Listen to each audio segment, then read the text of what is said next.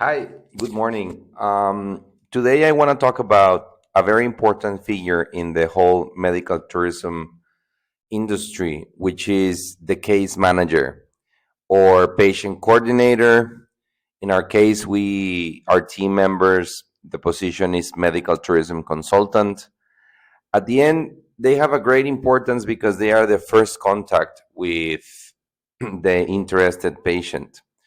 And from that first contact, you can either develop and move forward in the steps towards bringing that patient to your practice or hospital, or they can definitely lose trust in the process right away because the process is scary enough.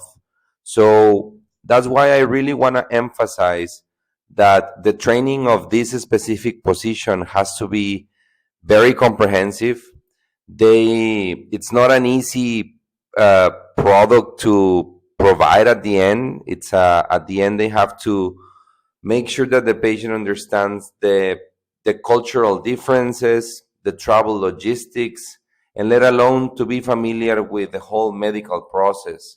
If a patient coordinator which is seasoned and experienced may be able to handle multiple specialties, but at the end, I think it's important to recognize how big of an importance they have.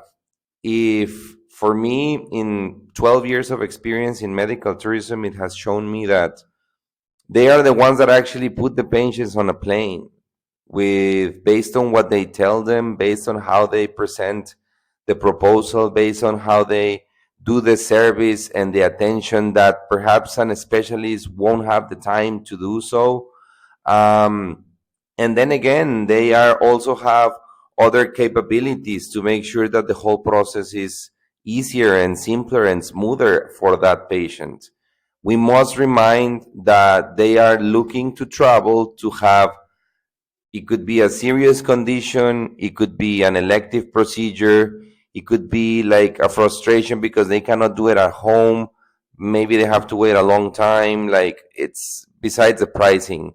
So they're not doing it like out of like their first option. Most of these patients, I don't know what the percentage is of who actually does it for like joy of it or the fun of it.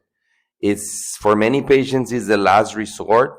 So the process has to start like pristine to make sure that they are in good hands, that they are in experienced hands, and that their case will be expedited, treatly expeditedly. So that gives definitely like an added value to the surgeon. I have stumbled upon many cases where the surgeon is super highly credentialized, they have all the experience in the world, but they have failed to have a team that is up to that same standard, no? So sometimes it's because they don't have the experience, sometimes it's because they don't want to invest in that part, and at the end it's an entire different branch for their practices to manage. So I think it's important to always have a good team, and if you don't have the time, definitely find someone and leave it in the hands of somebody that has the experience to do so. Because I I don't think, if statistics is something that we're always trying to, or it's a big challenge for everybody to keep up with statistics in medical tourism in general. I think when you're trying to attract new patients for whatever specialty, I really think that the percentage of cases that lose interest in that doctor are not because of the doctor himself, but because of the team that is around him. And that's because it's not their fault. They need training, they need a specific type of approach to these clients. And when it comes to medical tourism, it even becomes more specific. So don't leave that part aside. Make sure you have trained